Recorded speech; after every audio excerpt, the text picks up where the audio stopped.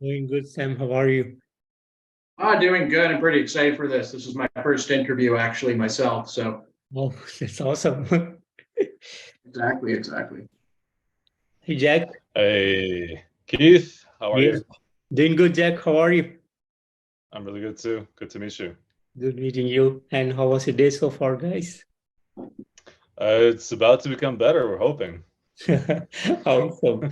Awesome. So, guys, your new album, Nameless, was out on June 2nd. So, would you like to tell me a bit about the songwriting and the production that goes behind this album?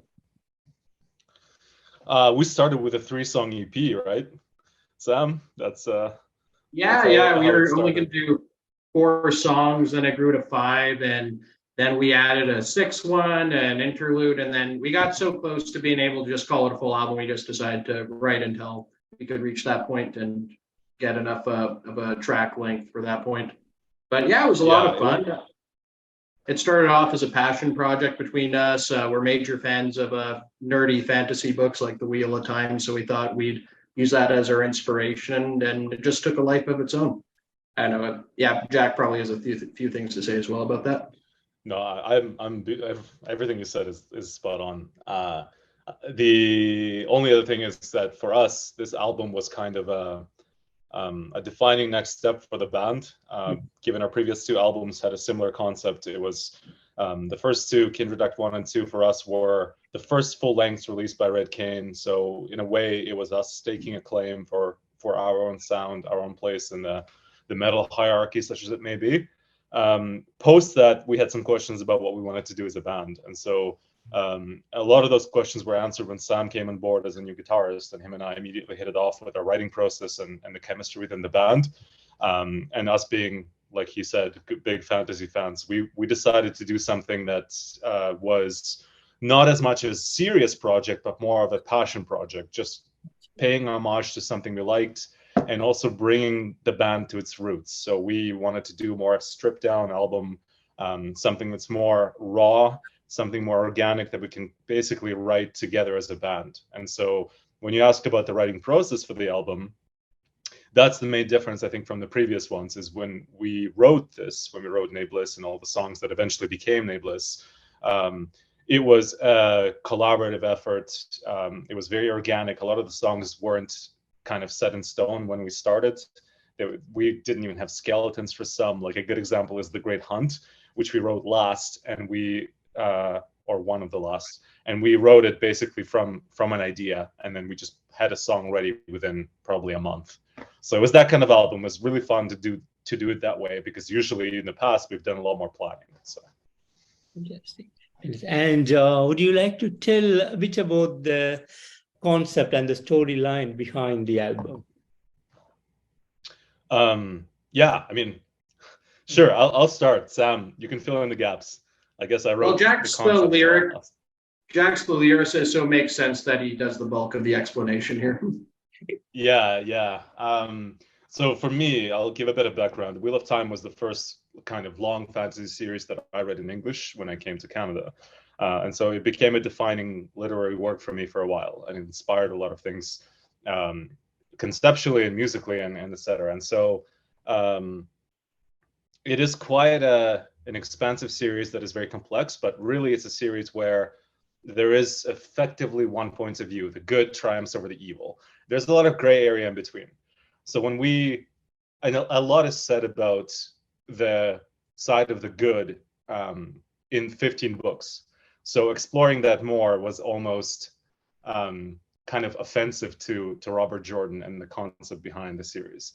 So what I wanted to do when I first came up with this concept is approach it from the other perspective. The perspective of the antagonist, the Forsaken. And so really the concept of the whole series stands or is defined by the wheel being like status quo, where ages come and go and then they repeat. And then the dark one, the Forsaken, are effectively forces of chaos and entropy that are trying to disrupt that and reset the universe or the universal order, which in itself, if you pause to think about it, is not a unreasonable goal, when certain people, like the main character, the Dragon Reborn, have been reborn ages and ages and ages, and effectively living countless lives. Some of them we wanted to end, some of them we want something new to happen, etc. So we wanted to explore that in conjunction with asking the question of what does define good and evil, and if something is called evil on the surface, how much gray area is there between that, and what are the gaps that we potentially might be missing about the motivations there. And of course, that is very relevant to everyday life and the world and all kinds of things. Interesting philosophical questions. So when we wrote this album, we kept that in mind.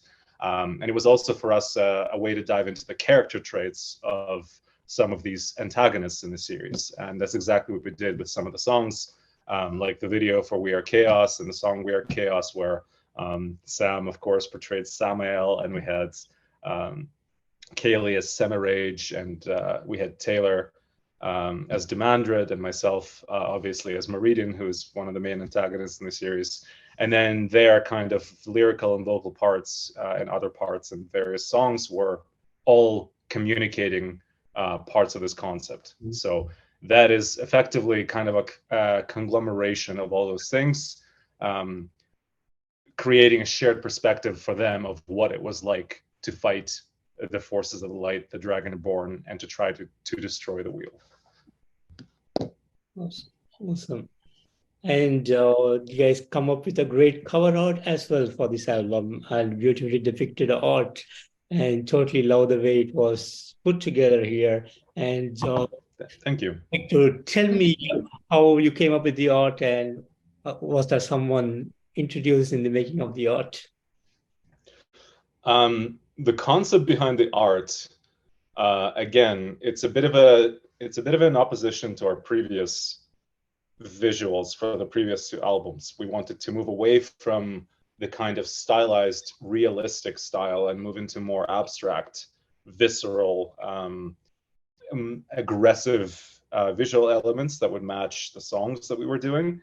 And so I think I always thought of this as having abstract cover art, and it took us some searching, but we were also very inspired by retrofuturism for this album. And I think that is reflected in the cover art and the track arts, where we have a combination of, neon, but also kind of faded 80s sort of synth wave posters, right? So we effectively went that route. We didn't actually work with a specific artist for this particular album. It was mostly experimentation on my part, using various tools, and then working from a single concept and then generating various images that tied into that concept, which is also by itself an interesting journey. But in the end, I don't know, Sam, what do you think? Do you think the art reflects the album content pretty well? Yeah, I think it does. I think Jack said a lot of it already, but yeah, the art's abstract. I also kind of wanted something that was colorful, not bland, art that really had a lot of life to it, and kind of a lot of complex mathematical patterns, which the tools we used helped us with a lot. And yeah, I think I'm satisfied with it. And it also kind of all is, it has that circle in it. So a lot of it's kind of tied together as, one idea in a way. Fantastic. And coming to the album, 8 beautiful songs, great songwriting, amazing musicianship, mind-blowing album as a whole. The power, the energy, the melody, the darkness, everything come together, and it came as a beautiful album. Thank you guys so much for putting up an amazing album. Thank you for those good words. Thank you. And as a band, what are your thoughts and how do you guys feel about the outcome? Sam, you want to start? Yeah, I'm very satisfied with the outcome. A lot of us in the band, we're just kind of learning about all the new tools that are available to us in the modern age to make music. And whatever you think about modern music, I think for music creators, in many ways, it's a golden age. We spent a lot of money on different instrument packets. I spent a lot of money on different neural DSPs and various plugins for lots of cool different guitar sounds. And yeah, it was all about, we wanted to produce a good content that sounded clear. We wanted it to sound heavy, but we also wanted an ambient sort of throughout that kind of ties in the chaos, with a bit of order. And I think we succeeded in having parts that sound, kind of light. Some parts, for example, The Man Who Can't Forget and the end of Sightblinder, with some parts that really sound kind of sinister, like We Are Chaos and Sightblinder. And I think that kind of captures the diversity of the source material that inspired us, Wheel of Time. Also, we wanted to pay homage to a lot of our metal influences that influenced us throughout the years. So if you listen, there's a lot of different styles of metal in that album. And yeah, we just kind of wanted to, in making this album, also explore different styles of metal in it, the intensity of it, and yeah, pay homage to our metal heroes as well. Name some of them, Sam. Who did you pay homage to when you wrote the riffs? Oh, well, for example, Meshuggah in The Great Hunt is clearly a big influence with the 8-string guitars. A lot of the more sinister parts in Fires of Heaven were influenced by bands such as Gojira, Viljarta, which is a new metal band from Sweden that we really like. And yeah, just the beginning song, Fisher King, is a very power metal-y, which we're very, we were inspired by the Blind Guardian album to make this one Nighttime in Middle Earth. And yeah, kind of, we were kind of paying a power metal homage to them as best we could.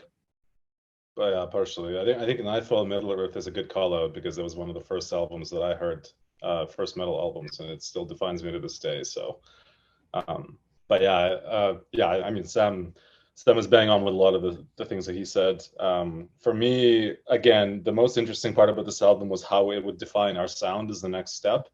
I felt that we did quite well with the previous two albums in establishing what a Red Cain album does sound like. But in this one, we wanted to kind of go more balls to the wall, take it to 11, see what we can do with a more thrashier death metal influence, which is part of the reason we brought Kaylee Yan on board for the second vocals with the growls, and I myself did quite a lot more growls. So I think in that we succeeded quite a bit. We wanted to simplify the song structures in the sense that like the arrangements were less complex in terms of the pieces, but the pieces themselves were more technical. And I think this is where Sam helped quite a bit with him coming into the band and having his technical skill and the influences that he mentioned. That really gave us more punch in every section of the song we've ever had, which is awesome because, the more content you can put in a compact package in the modern era with people, unwilling or unable to listen to 8-10 minute songs all the time, that works quite well. So I think in that sense that worked fantastic for us. And then the delivery of the album too, like we big fans of singles. This is the way people consume music these days. Like we still obviously are fans of the full album feature, which is why we have a full album, but we released every track or almost every track as a single. And that seemed to be pretty well received by fans. So all in all, I think we accomplished a lot of our goals. We had fun writing this album. I don't know, Sam, if you disagree, I'd be surprised. But yeah, we had a lot of fun. Yeah, it was a lot of fun. It was a great collaborative effort. And yeah, I think we achieved our goals with this. I'm satisfied. Awesome.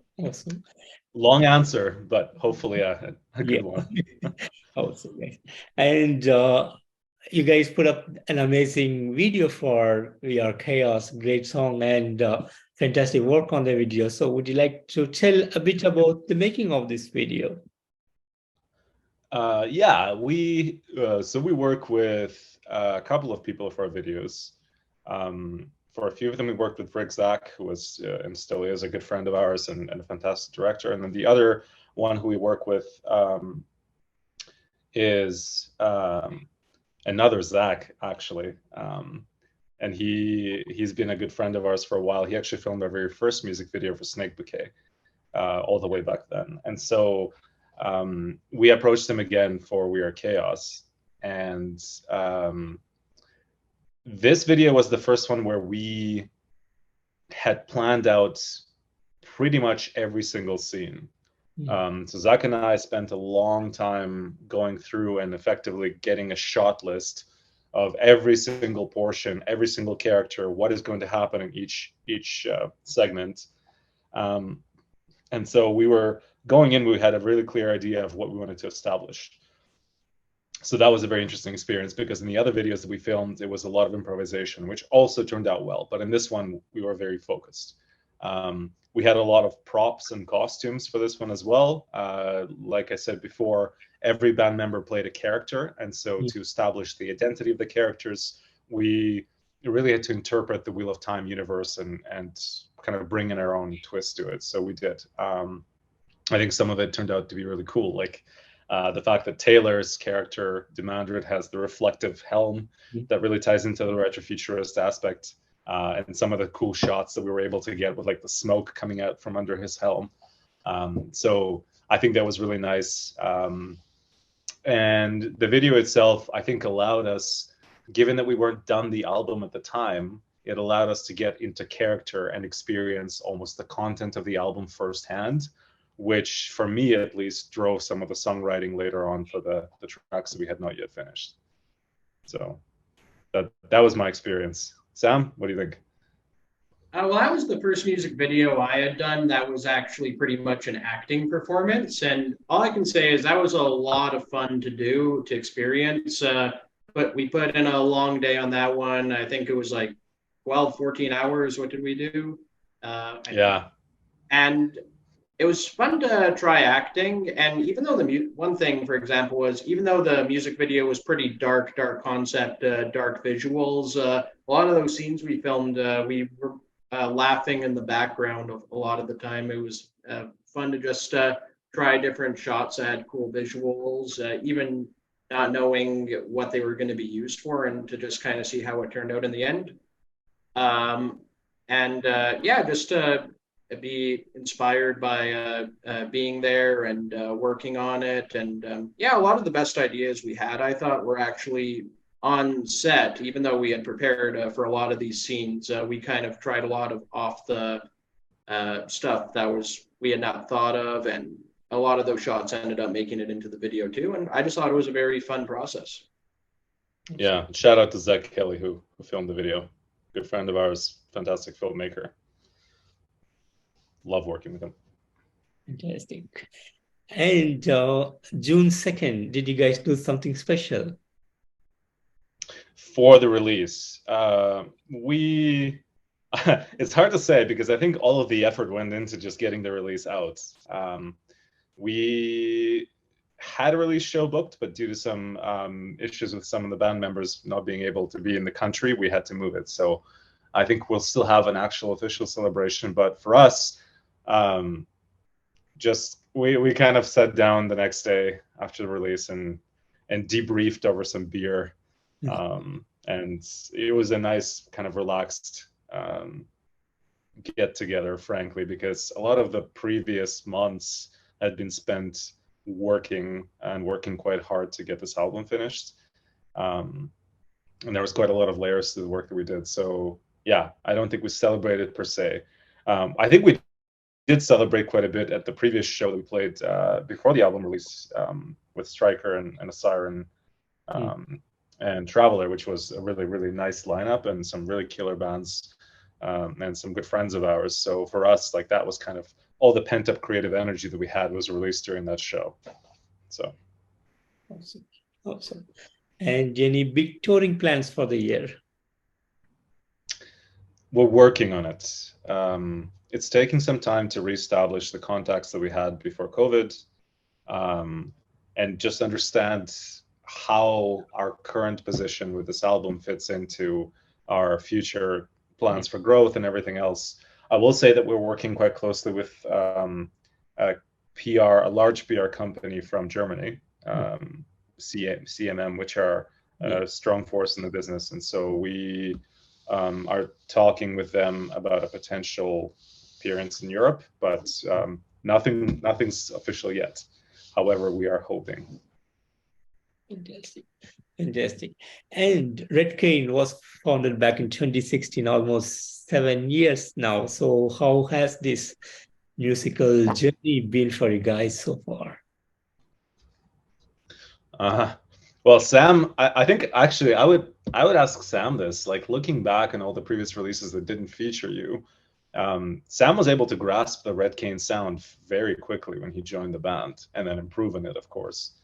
Um, so, in your view, looking back and at everything else that was done before you joined, how do you think we did? I think it went great looking back. I like that Red Cane so far has been willing to try new things, experiment. It keeps it interesting, in my opinion. One thing I noticed as someone that only joined the band for this release, I wasn't involved with the previous releases, is I think, especially with this new album, it kind of feels like, as Jack said earlier, we went in a more raw direction. There were way more. I think we still had a lot of samples in the previous albums, but they were way. I felt they were way more prominent on this one, and on Nameless, it's more of an atmospheric feature. Um, I kind of feel we went in more of a genty direction, and already you could see that in the past Red Cane album with Sons of Veles and other songs on that had the genty inspired riffs. Whereas I think that evolved from a more traditional style of power metal and thrash Yeah. influence. So I think, yeah, Red Cane has changed a lot through its career up to this point. But Jack, you Thanks, probably Sam. know better being in the band for a longer time. Well, I mean, okay, to be fair, a lot of the stuff that I wrote and still write for Red Cane is just stuff that I like writing and stuff that music that is in my head through some influences or just wherever creativity comes from. And so for me, the journey is really about getting that out into the world and finding the right tools and the right people to collaborate with to make it even better and create something unique, right? So I think in that sense we've been successful. I think with this album, this is the first time that we've seriously looked at commercial success, because we did end up working with these various companies that are fairly high tier. So this is the beginning of our journey in that sense. I mean, it's easy to say when there's no accountability to, a lot of fans who are asking for a specific genre of music, right? So we're still a fairly small band in that sense, though we have some wonderful and rabid fans at times. But for us, yeah, this is almost like a new beginning to a journey where we have to aim and contend with more commercial elements. Whereas before it was strictly, we were writing what we felt was the right direction, and we were trying to establish ourselves and be accountable to ourselves as a band first and foremost. Now that we have more fans, now that we have an international fan base, now that we have people looking at us from different directions that are expecting certain things, it's always going to be a balance of how do we make sure that the people who believed in us get the right return back to them in terms of our creative output. So it'll be an interesting journey, but I think for us, like, I consider the previous stage of Red Cane before this album a successful one that accomplished all its goals and set us on this path, whatever it may be. Interesting. And I know Red Cane has a lot of great and amazing moments over the years, but is there something special that you want to share with me today? Oh, special moments. Let me think here. I mean, there are a lot of different moments. I personally love playing festivals, so I think for me, one of the highlights was when we played Hyperspace Metal Festival in Vancouver. That was a well-organized festival, fantastic bands, a lot of people who enjoyed our type of music, and we took a road trip there. So it was kind of a mini tour for the first time that we did as a band. So that's a good memory. Another memory I think that I really like is when we started practicing for the show and playing the songs from this album that we wrote, because it took us a long time to actually get into a rehearsal space and get everyone in the band out and play the music. And I think the build up for that was so like it was just building up to this moment, right? So when we went in the studio and with Sam and everybody, we actually picked up our instruments and played the music. It was like, holy shit, we're doing this. Like this is it. We spent so much time over COVID break and everything else writing the music, and now like with this lineup, we're pulling it off. It's more technical, it's different, but it's still fundamentally our creation. It's still fundamentally Red Cain. So yeah, I think for me those two moments are probably the most memorable moments. But aside from that, on a purely personal level, interactions with fans. I just recently a fan of ours sent me, or rather in the band account, a picture of them watching our video for We Are Chaos on a big screen TV in his living room, and I was like, holy fuck, that's amazing. Like that's what we want to see. Like, this is when you're like, you've got somebody who is really passionate about your work, and that's really all you can ask for as an artist. Amazing. Yeah, I agree with Jack there. The special moment for me, granted, I haven't been in the band as long, is definitely working up to play live again, and finally, get over our bedrooms and meet our fans there, and play a good show for them. And nothing more that can be said there that Jack hasn't already said.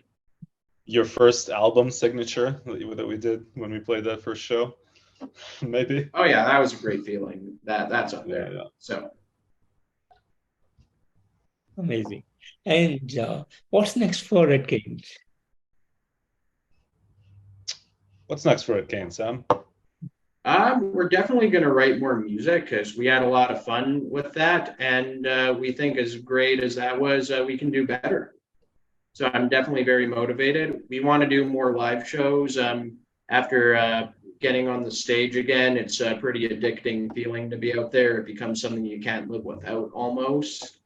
And we want to direct more music videos, and we want to try and have a good output for the fans, and so that they're not waiting too long for us. But we also want to take the time to make it good too, at the same time. So it's about striking a balance there. Yeah. I completely agree with those. Again, I think we need to consider the fans in different areas of the world too. So we'll see how that develops. I think it is really interesting to hear from people in all kinds of different countries and locations geographically. And that is a testament to the work we've put in to reach them. So now at this point, we have to consider how do we reward them for their passion and their support. Of course, the best way to do that is by putting out more music. So that is still number one for us. But we'll see what else we can do. It is really nice to be in a spot that where you have continuous fans coming back from album after album and buying the albums and supporting the albums and putting them their words and taking the time to listen to music, because really time is the most valuable commodity, right? So we're very cognizant of that, and we're always trying to make more creative ways to share music, to engage people, to become a more interesting band for the people that like us already, and some new fans, which we also want to gain. So it's a complicated question. There's no clear answer. I guess, like Sam said, we just keep doing what we're doing, but better. And of course we're going to continue to have fun, because that's why we're doing this, because it gives us enjoyment. And in this kind of times we are living, there are a lot of bands that keeps coming up every single day, a lot of bands all around the world. And to come up with an amazing album that reaches to everyone is a kind of a hard work. And do you take this as a fun kind of work, or do you feel there's a lot of pressure that is put on you to come up with the best album? I'll let you answer first, Sam. Okay, well, for me, I know that you're never going to please everyone, so I try not to worry about, what people are gonna say too much. At the same time, I know there's a lot of loyal, dedicated fans that, have supported us over the years, and we want to pay them back for that. But mainly when we were writing this, I'd say it was mainly we were just having fun, experimenting with new types of metal, doing the best we could. I wasn't, and I think when you do the best you can, like we were doing, you don't worry too much about what people are going to say, because even if they hate it, it's like, well, we did the best we could. But yeah, so I think, we were mainly having fun, but we wanted to put out music that I think would be well structured, wasn't too complex, but yet had complexity in it that would appeal to a wider audience. We wanted coherent structures for songs that would appeal to a wide audience, because we like a lot of that music too. And yeah, we just figure if we write the type of music we enjoy, there's going to be an audience out there for it somewhere. Yeah, that's fair. That's a good question, actually. I think I'd be lying if I said that there's no pressure.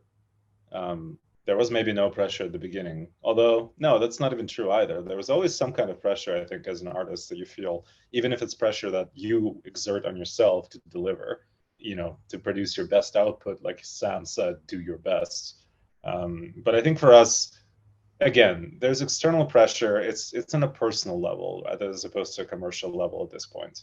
Our commercial reach isn't massive, so we're still able to kind of look at our fans and like person by person almost, and identify like, hey, this person bought every single one of our albums. Like, let's make sure that they buy the next one by producing an album that is worth their time and their money.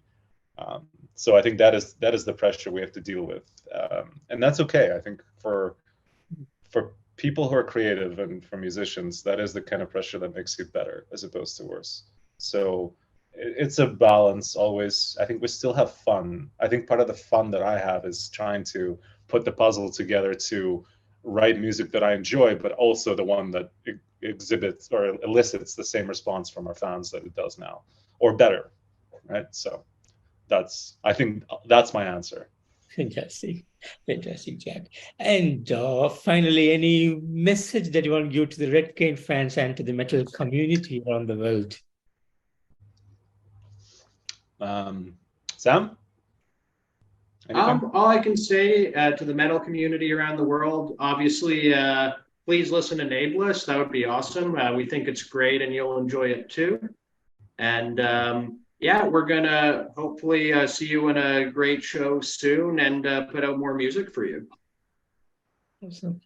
Yeah, and for me, I think the metal community should look at Canada more. There's some really strong talent coming out of the country, and it's not as focused in deathcore and death metal as it used to be in the past. Not nearly. Power prog is very strong in both East and West Canada. So for our fans, feel free to look at other bands that are similar to us, and there are more than a few. And then keep the flags up. Your support is what keeps the metal community the best community in music. So don't give up. What the obstacles may be, find the bands that you like, find smaller bands, support them. Hell, like a lot of people support us even though we're a smaller band, and we are really thankful for that. So keep at it. And we're also metal fans ourselves, so we do our part. Fantastic. And Jack and Sam, I want to thank you both so much for giving me today this wonderful opportunity to have you guys here. And thank you so much for putting up Nameless, an amazing album this year, great album. Can't skip any song from this album. It's totally a beautiful album, written and produced and musically amazing. So thank you so much for doing this. And I wish you guys all the best and hope to hear more from you guys real soon. Thank you very much. Really appreciate your time. This has been an awesome talk, by the way. So thank you for giving us a way to express some of the things about the album. My pleasure. Take care and have a great evening, mates. Thanks, Kate. Thanks, Kate. Bye. Bye.